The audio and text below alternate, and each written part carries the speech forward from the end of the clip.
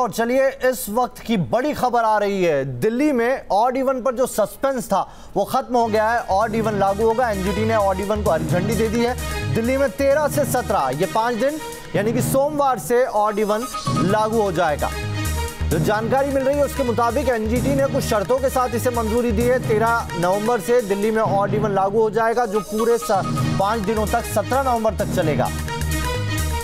दोपहिया गाड़ियों को भी इस बार छूट नहीं है। जो जानकारी मिल रही है इस बार ऑड इवन में न दोपहिया वाहनों को छूट मिलेगी और ना ही महिलाओं को छूट मिलेगी।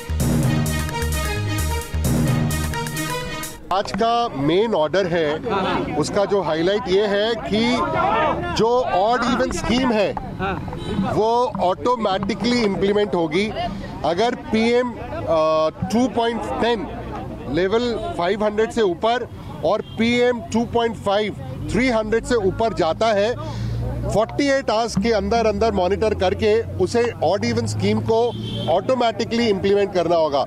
इस बार कोई एग्जेम्पशन नहीं है, कोई वुमेन विद चाइल्ड, वुमेन, किसी तरह की कोई एग्जेम्पशन नहीं होगी। ये सब पर लागू होगा, वीआईपीस पर भी लागू होगा जहां तक का ट्राइब्यूनल का ऑर्डर है। तो इसका मतलब ये कहा जाए only emergency vehicles will be exempted. Delhi से मतलब ये कहा जाए पीएम हो, सीएम हो, कोई भी जो है राज्यपाल हो, किसी को भी छूट नहीं मिलेगी। फिलहाल तो जो ट्राइब्यूनल ने अभी तक तो किसी को एग्जेम्पशन नहीं दी है।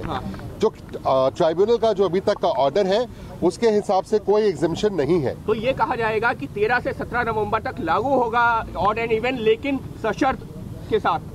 ट्राइब्यूनल ने कहा है कि अगर आप मॉनिटर करेंगे 48 घंटे तक, अभी भी और फ्यूचर में भी, अगर पीएम 10 लेवल 500 से ज्यादा और पीएम 2.5 लेवल 300 से ऊपर जाएगा 48 आवर्स में, तो ऑड इवन स्कीम को ऑटोमेटिकली इंप्लीमेंट करना होगा।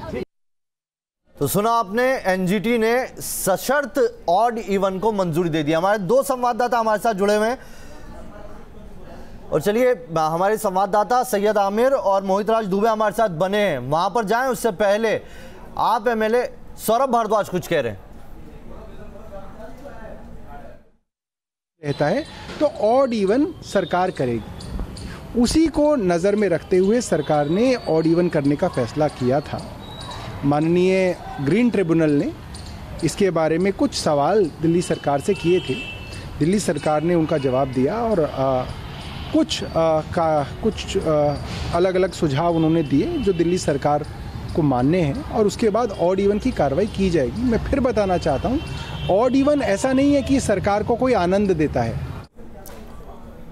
तो सरकार ऑड इवन पहले से लागू करना चाह रही थी, ये कहना है आप एमएलए का। और चलिए हमारे संवाददाता सीधा रुख करेंगे, हमारे साथ मोहित राज दुबे एनजीटी के बाहर से जुड़े हुए हैं।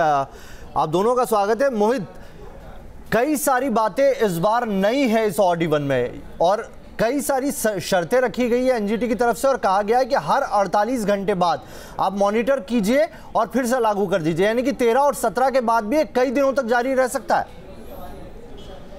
देखिए, ऑड इवन पहले भी लागू हुआ था, लेकिन इस बार कुछ नया है। इस बार छूट किसी को दी नहीं गई है, सिर्फ इमरजेंसी सर्विसेज को छोड़कर। लेकिन मेरे साथ खुद वकील साहब हैं, इनसे समझेंगे क्या क्या अंदर बहस हुई है और किन किन लोगों पर ये फैसला लागू हुआ है। देखिए, ऑड इवन स्कीम पहले भी इम्प्लीमेंट हो चुकी है। एक जो स्पेशल फीचर रहेगा इस बार की ऑड इवन स्कीम का वो ये होगा कि महिलाओं को कोई एग्जेम्पशन नहीं होगी और ना 2 व्हीलर्स को एग्जेम्पशन होगी। ये एक मेन फीचर होगा। और जो डीटीसी है उसको अपनी फ्लीट को ऑगमेंट करने के लिए, बढ़ाने के लिए प्राइवेट ऑपरेटर्स से रिक्विजिशन करने की छूट है कि वो प्राइवेट ऑपरेटर्स से बसेस को रिक्विजिशन कर सकता है। 2 व्हीलर्स की बात हो रही है, 2 व्हीलर्स दिल्ली में सब ज़्यादा चलते हैं और वो कोई एग्जेम्पशन नहीं है। पहले महिलाओं को था, अगर किसी को कोई दिक्कत हो जाए नहीं है। लेकिन सबसे बड़ी बात यह है कि फटकार भी दिल्ली सरकार को लगाई गई है इस पूरे मामले को लेकर। देखिए, फटकार तो ऐसा कुछ नहीं है कि कोई फटकार लगाई गई हो, कोई ट्राइब्यूनल ने गुस्सा जाहिर किया हो। ट्राइब्यूनल में विवेचना होती है, डिस्कशन होता है हर मुद्दे पर। उसके दौरान जो भी मुद्दे उभर के आए और ट्राइब्यूनल को लगा कि ये गहन विषय है, उनके ऊपर ट्राइब्यूनल ने डायरेक्शन दी है। पीएम 2.5 अगर 300 से ऊपर हो जाता है और पीएम 10 500 से ऊपर हो जाता है जी, तो खुद ब खुद ये चार्ज में अगर ये रहता है तो ऑटोमेटिकली स्कीम इम्प्लीमेंटेबल होगी। और कुछ नया क्या है इस बार, क्योंकि इस बार जो स्मॉग का क्षेत्र था, स्प्रिंकलिंग ऑफ वाटर है कि अगर अगले 2 दिन में बारिश नहीं होती है, जो कि एक एक्सपेक्टेशन है कि बारिश होगी अगले 2 दिन में, तो स्प्रिंकलिंग ऑफ वाटर होगी। कंस्ट्रक्शन पे बैन ऑलरेडी है, इंडस्ट्रियल एक्टिविटी और कंस्ट्रक्शन पे।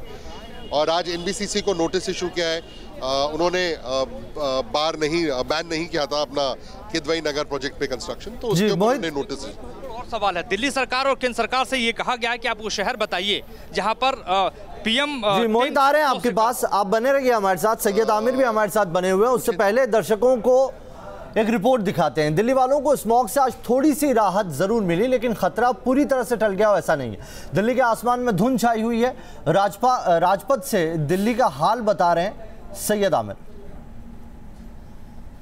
स्मॉग की सिचुएशन में थोड़ा कंट्रोल ज़रूर हुआ है। इस बार स्मॉग जिस तरह से आया था उस तरह से लग नहीं रहा था कि इतनी जल्दी स्मॉग दिल्ली में छटता हुआ नज़र आएगा, लेकिन अभी कंडीशन जो है वो हम इस समय राजपथ पे हैं और आपको दिखा दें नज़ारा कि इस वक्त स्मॉग की स्थिति जो है काफ़ी बेहतर मानी जा रही। बहुत ज़्यादा स्मॉग आपको सड़कों पर दिखाई नहीं देगा। विजिबिलिटी जो है वो करीब 500 मीटर से ज़्यादा की विजिबिलिटी है, लेकिन ये धीरे धीरे स्मॉग जो है वो बढ़ता जाएगा शाम तक, ऐसा माना जा रहा है मौसम विभाग की माने तो। शाम तक ये स्मॉग बढ़ेगा और लोगों के लिए परेशानी क्रिएट कर सकता है।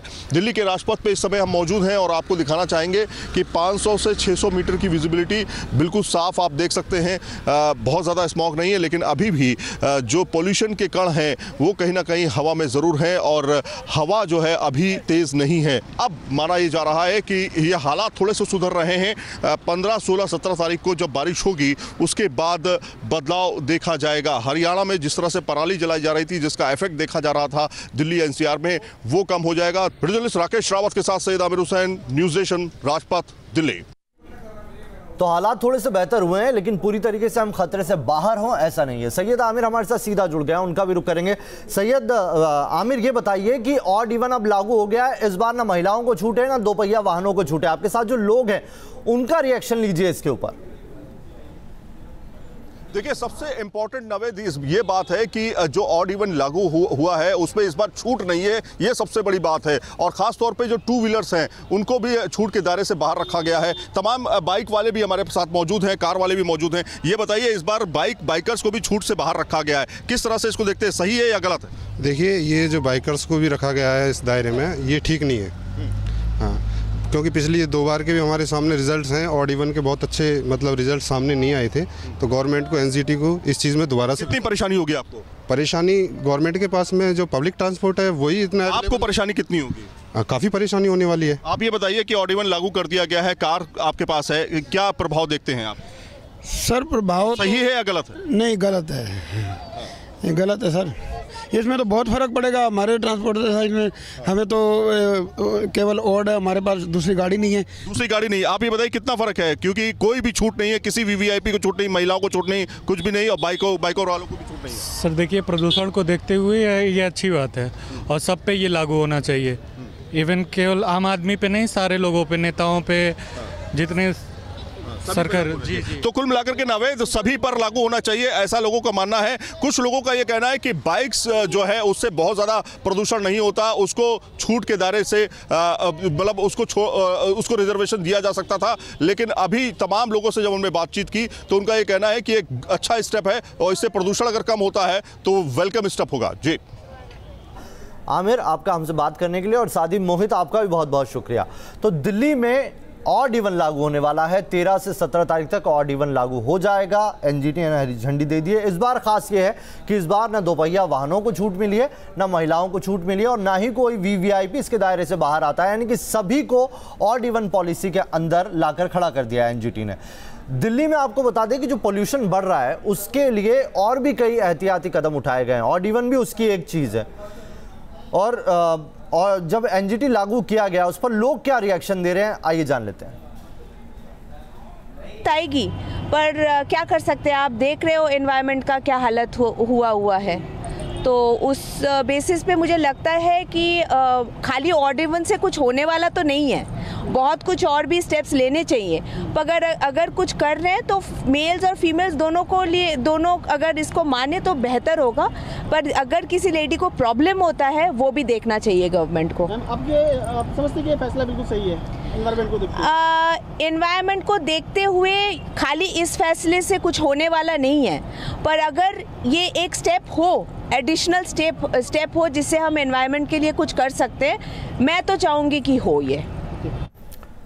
तो महिलाओं को भी इस बार छूट के दायरे से बाहर रखा गया है, महिलाएं भी ऑड इवन में आएंगी। उसी पर एक महिला रिएक्शन दे रही थी और बता रही थी कि पर्यावरण को देखते हुए सही है, लेकिन क्या इससे हालात सुधर जाएंगे ये कहना भी मुश्किल होगा।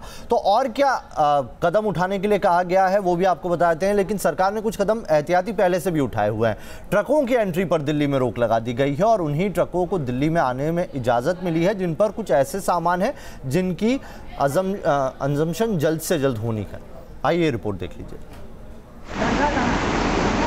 बड़ी बड़ी चिमनियों से निकलता धुआं हो या फिर गाड़ियों से निकलता धुआं, दोनों ही स्वास्थ्य के लिए हानिकारक है। ऐसे में सबसे बड़ी चुनौती है दिल्ली के बाहर की बड़ी गाड़ियों को राजधानी में आने से रोकने की, क्योंकि दिल्ली की फिजा जहरीली हो चुकी है। लिहाजा उसे देखते हुए दिल्ली में ट्रकों की आवाजाही को बंद करने का फैसला किया गया है। केवल उन ट्रकों को छूट है जिन पर बेहद जरूरी सामान लदे हैं। हम मेरठ से आ रहे हैं, गाजीपुर डेयरी फार्म की गाड़ी है सर, यहाँ से ये घुमा दिए। अब बताइए सर, हम लोग कहाँ कहाँ लेके घूमते रहेंगे ना। मेरठ से आ रहे हैं, डेयरी फार्म की गाड़ी है, जाने न दे रहे, डंडा मार के गाड़ी घुमा रहे। प्रदूषण का असर केवल सांसों के जरिए ही नुकसान नहीं पहुँचा रहा, बल्कि खाने पीने की चीजों के जरिए भी प्रदूषित कण आपके शरीर में प्रवेश कर रहे हैं। खासकर सब्जियां आपकी सेहत के लिए खतरनाक हो सकती हैं। खेतों से लेकर मंडी तक उनमें स्मॉग की वजह से प्रदूषण का असर दिखता है। लोग फॉग से बचने के लिए मास्क का इस्तेमाल कर रहे हैं, लेकिन जो सब्जी खुले आसमान के नीचे फॉग के बीच में बिक रही है, उस सब्जी को आप कौन सा मास्क पहनाएंगे? कैसे आप उस सब्जी पे से चिपके हुए खतरनाक कणों को दूर कर सकेंगे? तो इसका जवाब एकमात्र ये है कि आप जब भी सब्जी खरीदें तो खरीदने के बाद आप अपने घर जाकर सबसे पहले उसे ताजे पानी से धोएं और उसके बाद हल्के गुनगुने पानी से उस सब्जी को साफ कर बनाएं। एक्सपर्ट्स भी मानते हैं कि किचन में सब्जी के इस्तेमाल में अभी पूरी सावधानी बरती जानी चाहिए। जाहिर है ऐसे में बाहर निकलते वक्त ही सावधानियां न बरतें, बल्कि खाने पीने की चीजों को लेकर भी अलर्ट रहें।